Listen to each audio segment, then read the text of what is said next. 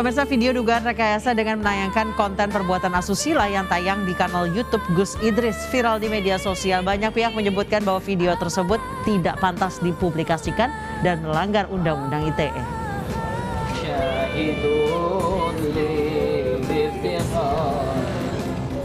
Nama Gus Idris kembali menjadi sorotan setelah diduga kembali melakukan settingan pada video YouTube-nya. Video settingan tersebut menayangkan konten perbuatan asusila dan menjadi viral di media sosial. Viralnya video Gus Idris banyak menuai tanggapan. Banyak pihak mengatakan bahwa video tersebut tidak pantas dipublikasikan dan diduga melanggar UU ITE. Sebelumnya, nama Gus Idris juga sempat menjadi sorotan dan berurusan dengan hukum setelah sempat ditetapkan sebagai tersangka akibat video settingan penembakan terhadap dirinya. Video settingan penembakan tersebut terjadi pada bulan Maret lalu saat Gus Idris membuat heboh video penembakan terhadap dirinya. Video tersebut sempat meresahkan publik, bahkan mendapat ribuan komentar dari netizen. Sebagian besar dari komentar itu mendoakan keselamatan dari Gus Idris dan mengecam aksi penembakan. Namun setelah diketahui video tersebut adalah settingan, tidak sedikit yang memberikan kecaman. Kini setelah video dugaan settingan tersebut kembali viral, Gus Idris harus siap berurusan dengan polisi akibat aksi kontroversinya.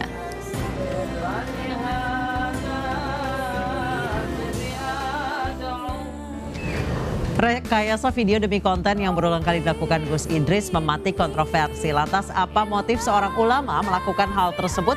Kita akan membahasnya bersama pengamat media Rahmat Bayahaki dan Sekretaris Lembaga Talifwan Nasyir Nahdlatul Ulama Kabupaten Malang, Zulham Mubarak. Saya ke Pak Zulham terlebih dahulu. Pak Zulham, tanggapannya terkait dengan video rekayasa oleh Gus Idris. Pertama, saya ingin meralat, Mbak, yang bersangkutan ini bukan ulama. Ini penting dicatat oleh seluruh audiens dan khalayak di Indonesia. Yang kedua, fakta bahwa yang bersangkutan ini tidak layak disebut Gus harus saya sampaikan juga secara nasional. Karena Gus ini sebuah predikat yang istimewa bagi kami, Nahdliyin, kalangan NU. Jadi bisa dibilang ini merupakan upaya fabrikasi dengan menggunakan identitas terhadap sebuah produk digital. Dan ini masalah. Ini harus menjadi perhatian khusus bagi pemerintah karena ini mulai ngetren ini sikap-sikap memproduksi hoax, memproduksi video-video yang kemudian bisa memicu kegaduhan. Apalagi kalau sudah pakai brand ulama, ini masalah. Dan saya seperti dipublikasikan telah melaporkan yang bersangkutan ini pada bulan Maret 2020 kepada Polres Malang. Waktu itu video hoax yang pertama. Tetapi dalam perkembangannya yang bersangkutan ini sudah meminta maaf sebenarnya kepada organisasi, kepada Nahdlatul Ulama terutama, dan kami menerima permintaan maaf itu. Permintaan maaf itu divideokan kemudian dipublikasikan luas oleh Mas Idris ini, dan kami menerima itu dengan lapang dada. Kami menerima. Kami berharap sikap-sikapnya akan berubah seiring dengan waktu dan apa yang sudah disampaikan melalui permintaan maaf itu. Tetapi ternyata setelah beberapa waktu, terutama minggu-minggu kemarin ini, kami mulai menerima lagi banyak masukan, terutama video yang viral baru-baru ini. Ini sangat mengecewakan, terutama kami bagi mewakili PJNU Kabupaten Malang. Saya sampaikan ini sangat mengecewakan. Permintaan maaf yang dulu sudah dilakukan, diberikan, saya nyatakan bahwa kami meminta supaya kepolisian kembali memproses dengan perkara yang lain. Baik, saya ke Pak Rahmat. Pak Rahmat, sebenarnya menurut Anda untuk seorang ulama kemudian membuat suatu kontroversi, kehebohan di media sosial, belum selesai masalah yang pertama, ini sudah ada lagi masalah yang kedua. Namun lagi-lagi karena membawa embel-embel ulama, walaupun tadi dari NU sendiri Pak Zulham menyebutkan bahwa perlu ditekankan bahwa Gus Idris ini bukan ulama. Tanggapan Anda?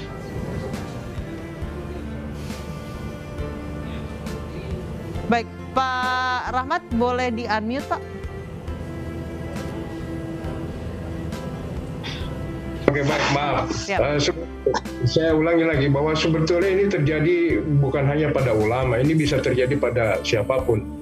Karena penggunaan YouTube itu memungkinkan semua orang bisa berpartisipasi, men-share video, membuat video, dan mengedit, dan kemudian mengambil keuntungan dari subscribers.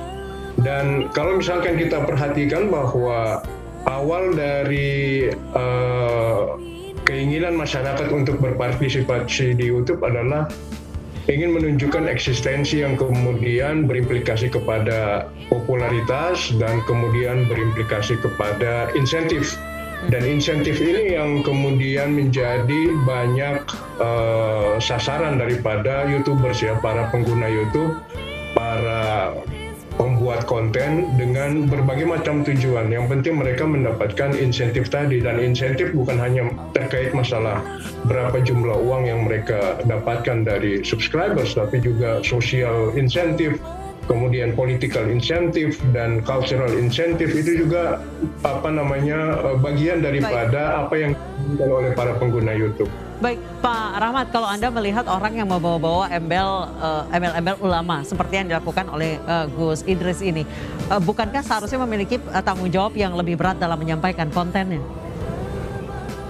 Oh ya, jelas. Ini sekali lagi bahwa pengguna media ya, ini bukan hanya pada ulama, tapi pada semua pengguna media, termasuk para masyarakat yang menggunakan YouTube itu juga harus wisdom ya, harus punya kearifan, harus punya pengetahuan yang mendasar terkait apa implikasi dari penggunaan media mereka. Tapi sekali lagi dengan Ustadz Idris yang kemudian menggunakan YouTube untuk memberikan informasi-informasi yang tidak jelas kebenarannya, tentu ini kan bagian daripada ingin mendulang subscribers yang banyak, bahwa orang untuk dikenal itu kan, kalau tadi Mas Zulham bilang yang ujung-ujungnya adalah kepentingan ekonomi ya Pak Rahmat ya.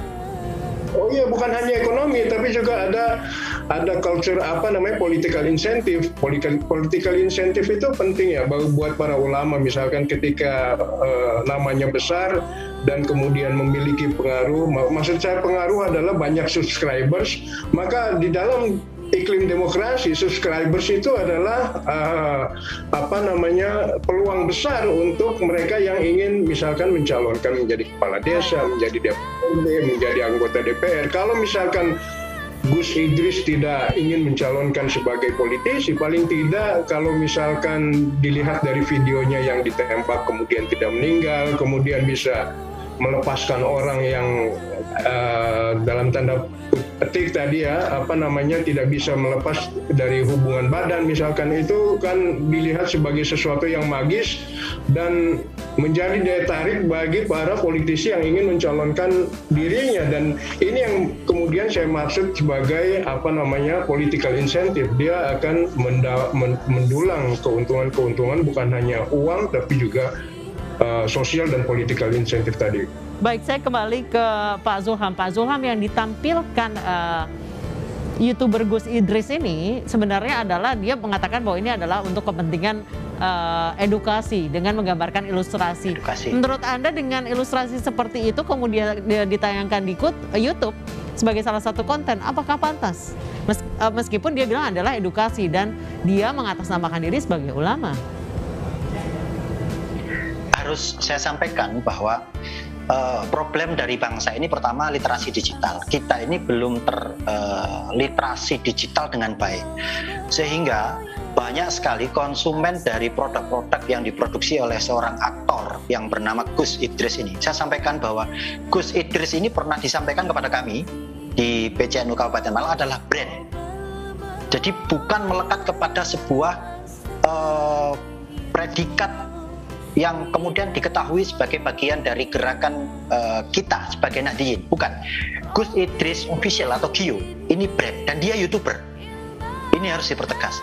Fakta bahwa dia kemudian memproduksi konten. Bukan. Saya harus sampaikan bukan. Dalam sejarahnya di NU itu, ini harus dipahami banyak orang. Gus itu melekat dua hal. Pertama sanad dan nasab. Sanad ini adalah sanad keilmuan, garis keilmuannya. Yang bersangkutan ini muridnya siapa, pernah ngaji kemana. Lalu nasab.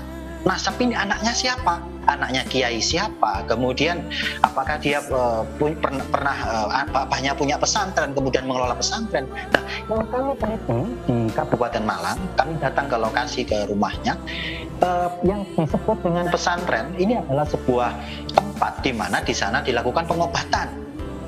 Jadi ini murni bisnis sebenarnya. Yang menjadi masalah adalah ada 1,4 juta subscriber yang setiap hari berinteraksi dan mengkonsumsi konten-konten digital ini. Langkah kami ini sebenarnya lebih kepada awalnya preventif, kami komunikasi, tapi tidak diindahkan. Mungkin ada semacam power ya, perasaan memiliki power bagi para youtuber yang influencernya mungkin yang memiliki subscribernya 1 juta, 1,4 juta seperti ini, sehingga suara-suara dari kami ini tidak didengar. Maka ya kami tempuh jalur hukum. Cuman yang menjadi masalah adalah pembuktian untuk perkara-perkara seperti ini kadang-kadang memang cukup sulit, kami pahami itu. Tetapi alangkah baiknya jika kemudian orang yang sudah melakukan produksi konten penyebaran hoax seperti ini, alangkah baiknya jika ditahan. Baik, dalam jadi menurut proses, Anda Pak Zulham, ini Gus Idris ini adalah hanya brand.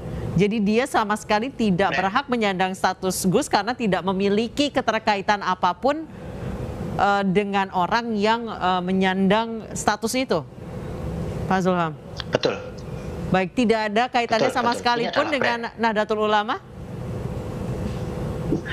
Tidak ada. Memang begini, harus saya sampaikan, saya klarifikasi sedikit ini. Dulu yang bersangkutan ini memang memiliki jamaah sholawat. Kalau boleh dibilang ini seniman, Idris ini seniman, Mas Idris ini. Dia memang ketika nyanyi bagus suaranya. Tetapi apakah kemudian ketika seseorang mendapatkan audiens dari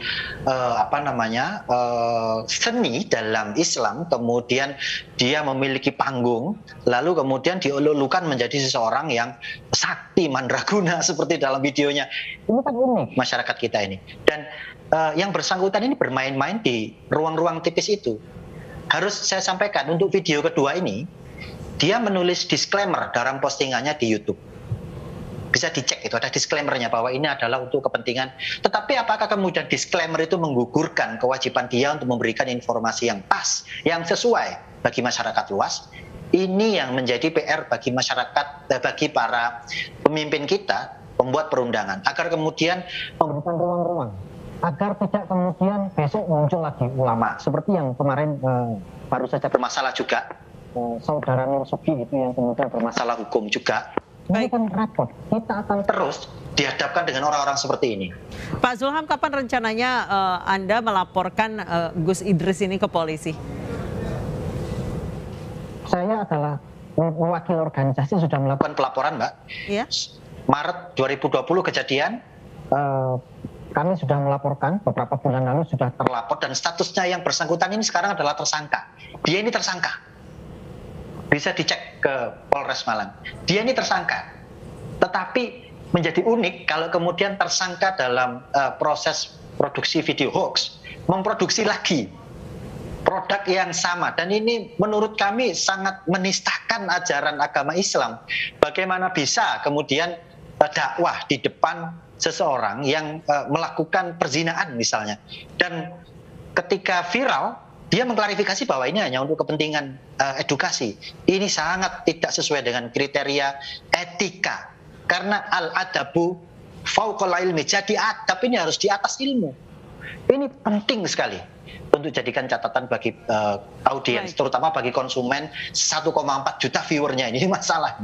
Oke, baik. Saya kembali ke Pak Rahmat Baihaqi. Pak Rahmat, Gus Idris ini melabelkan dirinya sebagai ulama. Ketika orang membawa label ulama atau Gus atau sebutan-sebutan lain yang mengarah ke seorang pemuka agama, tidakkah memang konten-kontennya harus sangat mengandung pesan moral yang tidak sarkas, tidak kasar, tidak menyulut kebencian, tidak menebar kebencian maupun apalagi ini ya, asusila. Kalau Anda melihatnya di Indonesia masih dipakai untuk kepentingan finansial dan politik atau tidak? Ya. Atribusi yang Mbak Anissa sampaikan terkait masalah Gus Idrus adalah ulama dan seharusnya tidak seperti itu. Saya mau menyambung dengan apa yang disampaikan oleh Mas Zulham ya, terkait masalah sanad dan nasab ya. Nah ini kan perlu diklarifikasi apakah kemudian keilmuan dari Gus Idris ini benar sehingga dia layak atau pantas di label sebagai ulama atau ustadz dan seterusnya. Yang kemudian dilanjutkan dengan nasab, apakah benar secara nasab beliau ini memiliki silsilah keluarga yang berasal dari para ulama dan seterusnya. Kalau misalkan kita perhatikan terkait masalah bagaimana orang menjadi terkenal dan popularitas, modusnya cuma 3 aja kalau misalkan kita atau para YouTuber itu ingin terkenal. Yang pertama adalah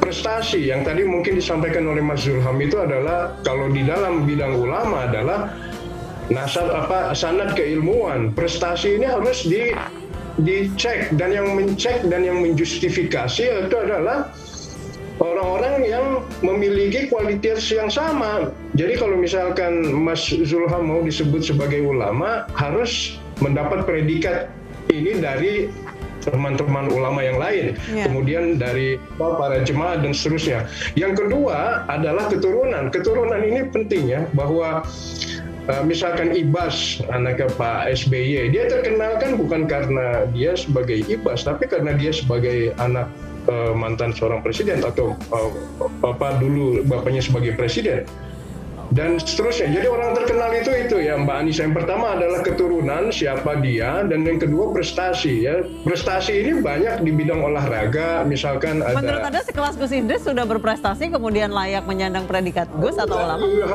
Hanya kan sanad keilmuannya itu. Sanad keilmuan ini penting sekali lagi Mbak Anissa, bahwa setiap ustadz, setiap ulama kalau kemudian ditanya apakah Anda seorang yang alim, mereka pasti akan menolak ya, karena ketika dia menjawab ya saya seorang yang alim, maka keulamaannya secara otomatis hilang.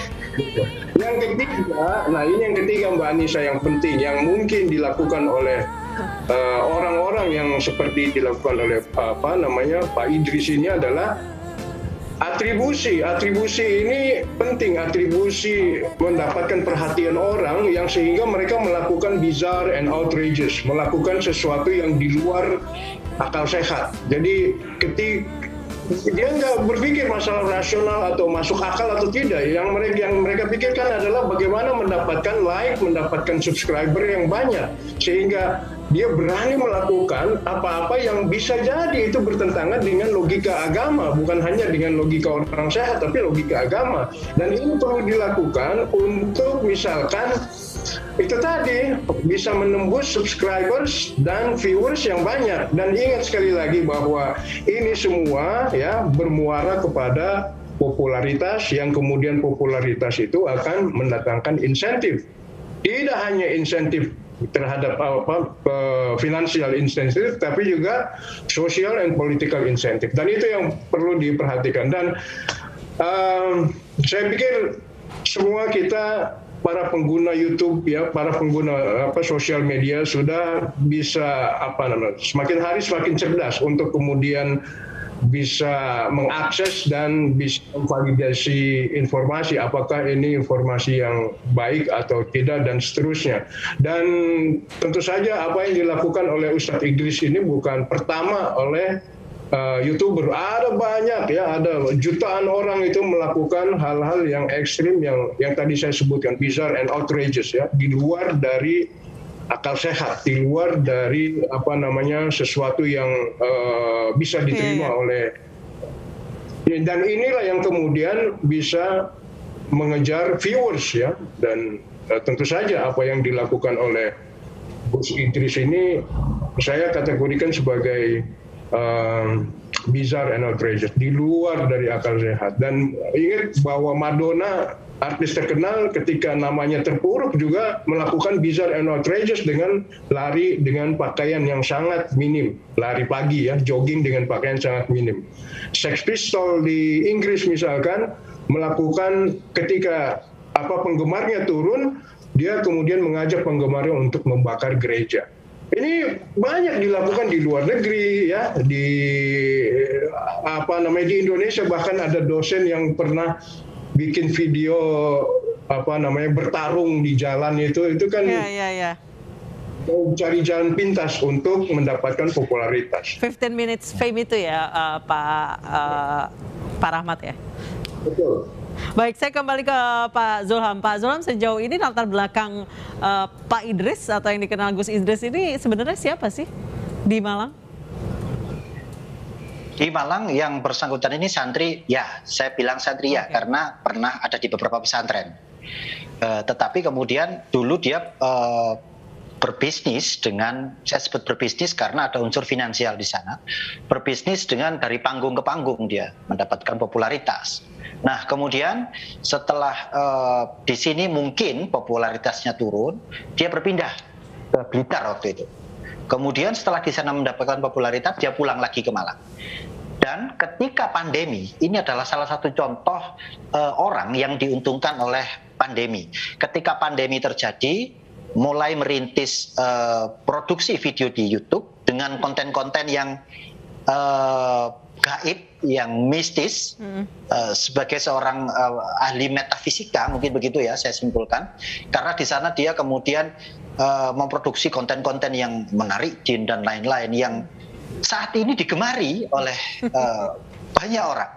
Dari sana kemudian tumbuh followernya menjadi jutaan. Terakhir saya pantau 1,4 sekian juta. Nah, yang kemudian menjadi concern kami ini, harusnya ada batas-batas yang jelas yang ditentukan oleh pemerintah dalam konteks produksi video yang kemudian bisa menyedot masa sedemikian banyaknya. Terutama konten-konten yang saat ini berkaitan dengan selera masyarakat. Misalnya yang berbau mistis. Tolonglah ada penertiban yang lebih detail gitu terkait dengan, atau paling enggak mereka yang sudah menjadi influencer dalam konteks-konteks seperti itu yang kemudian tidak jelas apakah itu benar dan tidaknya. Tolong ditertibkanlah, artinya dipanggil atau kemudian diberikan warning, kan seperti itu. Baik, terima kasih Pak Zulham Mubarak, Sekretaris Lembaga Talif wa Nasyr Nahdlatul Ulama Kabupaten Malang, dan Pak Rahmat Bayi-Haki, pengamat media. Dan pemirsa, sebelumnya kami juga sudah berusaha untuk menghubungi pihak dari Gus Idris, namun permintaan kami untuk live bersama-sama ini tidak direspon oleh yang bersangkutan. Terima kasih Pak Zulham dan Pak Rahmat telah bergabung bersama kami di iNewsroom.